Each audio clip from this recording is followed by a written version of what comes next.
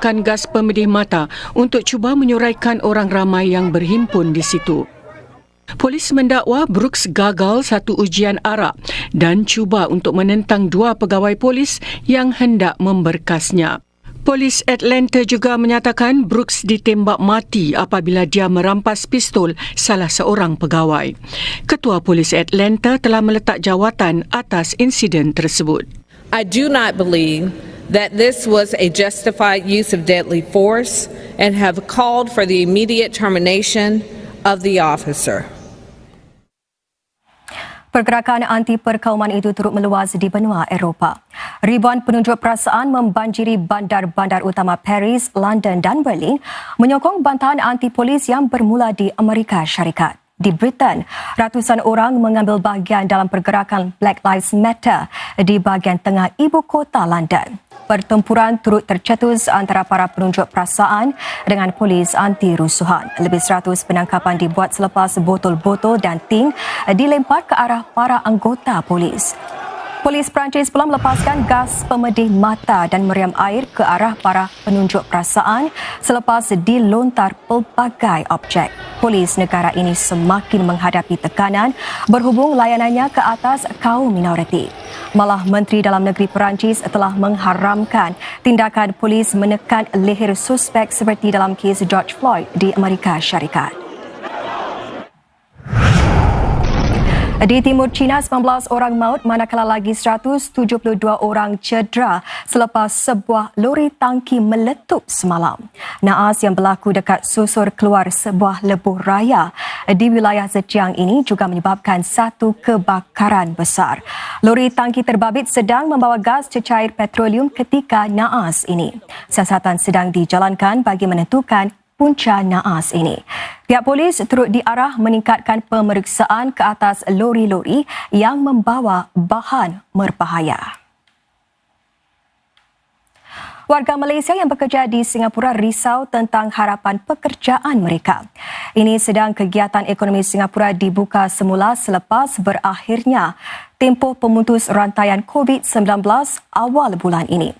Ramai belum pasti apa langkah-langkah jaga jarak selamat yang mungkin dilaksanakan Singapura dan Malaysia dalam norma baru kelak.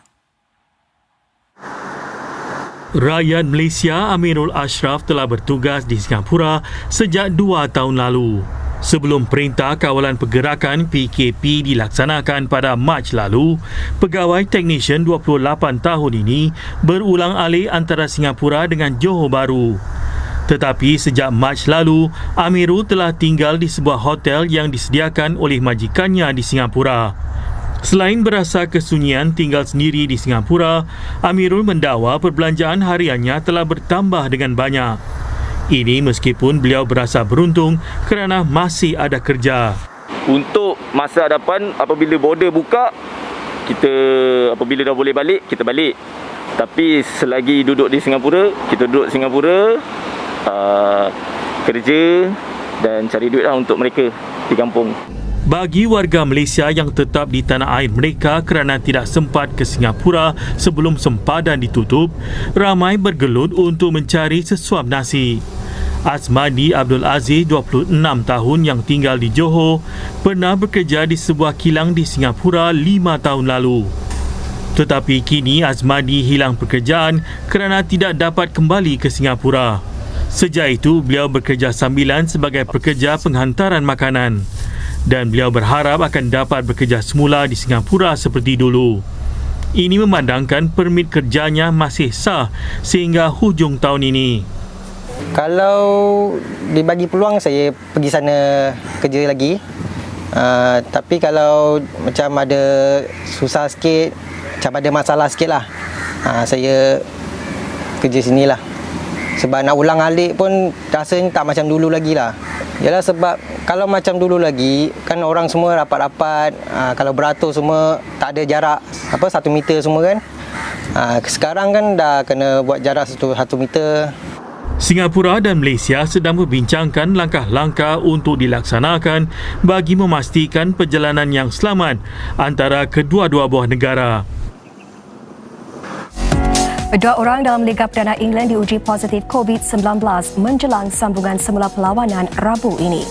Teruskan bersama berita juga nanti bagi latihan untuk jadikan hampir 900 pekerja asing sebagai duta-duta digital.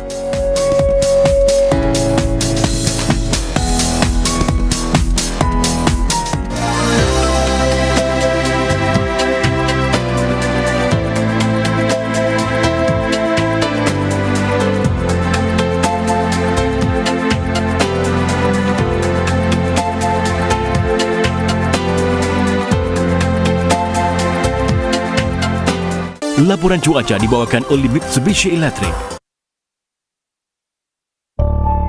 Wabak COVID-19 telah menjejas teruk perniagaan dan ekonomi kita. Ramai pekerja mungkin akan berhadapan dengan pemotongan gaji dan kehilangan pekerjaan. Pemerintah akan membantu perniagaan menyelamatkan seberapa banyak pekerjaan yang boleh dan mewujudkan pekerjaan yang baru bagi mereka yang memerlukannya. Lebih $23 bilion akan disalurkan untuk menyokong syarikat-syarikat supaya dapat terus mengekalkan pekerjaan dan membayar gaji pekerja. Sektor-sektor yang terjejas teruk akan menerima lebih banyak bantuan. $2 bilion diperuntukkan untuk mewujudkan sekitar 100,000 pekerjaan, program pelatih dan peluang latihan kemahiran. Langkah ini akan membantu para siswaza baru serta pekerja pertengahan kerjaya yang kehilangan mata pencarian mereka. Pemerintah akan membantu syarikat-syarikat menggajikan pekerja yang dilatih semula dengan subsidi sehingga 40% daripada gaji mereka. Marilah kita terus bersatu dan berdaya bingkas menghadapi cabaran hidup. Pemerintah akan sentiasa memberikan sokongan padu untuk membantu anda selagi anda bersedia untuk mencari kemahiran baru, menyesuaikan diri anda dan mahu merebut peluang bekerja atau belajar.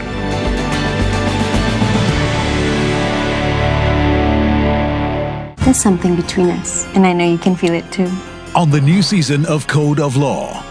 I'm heading a new task force. I'd like you on it. He's just interested in people who will make him look good. Maybe he give me this offer because I'm good. That's not what I mean. I know exactly what you mean. She calls herself the Red Pill Woman, an anti-feminist female with MRA sympathy. I want men to fight for their rights. New season of Code of Law. Monday, 9:30 p.m. on 5. More episodes of Code of Law Final are available on demand for free on MeWatch. บางทีคนจะกินไม่ได้กินหรอกมันออกไปนอกจานหมดของอีสานได้กินจะไม่เบื่อทุกคนในบ้านลาบเลือดอย่างนี้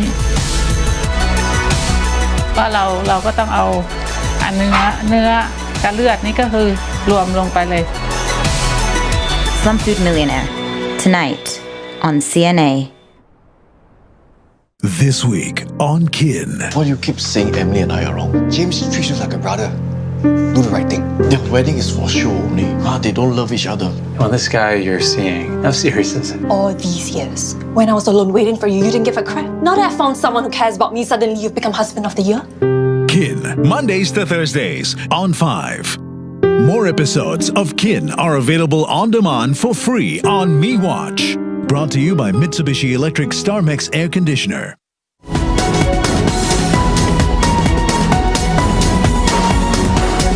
Selamat bertemu kembali. Hampir 900 pekerja asing dari lebih 50 dormitori sudah bersedia untuk dilatih sebagai duta-duta digital sebelum akhir minggu ini. Ini diharapkan mereka dapat membantu para pekerja lain yang memerlukan bantuan memahami fungsi aplikasi-aplikasi yang merupakan tambahan usaha awal untuk melantik 1,000 duta-duta digital bagi membantu warga emas lebih celik digital. Di bawah inisiatif Pejabat Negara Bijak dan Pemerintah Digital SNDGO, seramai 20 sukarelawan dari badan-badan tidak mengambil untung membantu pekerja asing seperti Encik Rahman Kaladur. Antara yang harus dipelajari adalah 3 jenis aplikasi berbeza yang perlu beliau gunakan beberapa kali dalam sehari.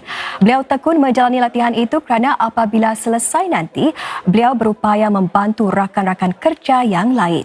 Para pengendali dormitori menyambut baik sokongan ini kerana ia dapat meringankan kekurangan tenaga kerja dan mendekatkan jurang pertuturan. Latihan bermula sejak Selasa lalu dan dijangka berterusan sehingga hujung minggu ini. Meskipun ia tidak diwajibkan, SNDGO menjangkakan lebih banyak sokongan bagi usaha ini selepas lebih banyak dormitori diisytiharkan